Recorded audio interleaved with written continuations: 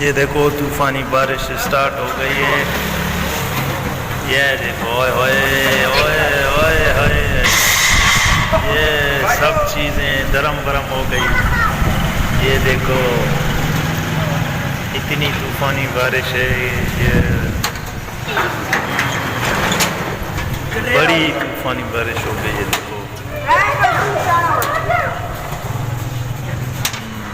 देखो ये दुकान है जहाँ पे हम लोग बर्गर बनाते हैं। ये सामने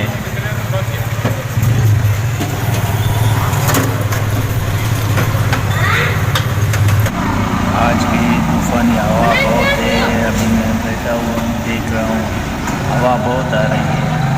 पता नहीं क्या होने वाला है। अभी बारिश भी बहुत होगी, तो इंशाल्लाह जब तक बारिश होगी हम आप लोगों को वीडियो दिखाएंगे कि आज कैसे बारिश होती है। और ये बादल आपको दिखाया, अभी बारिश होने वाली है, बस वो भी इंशाल्लाह आप सबसे शेयर करूँगा।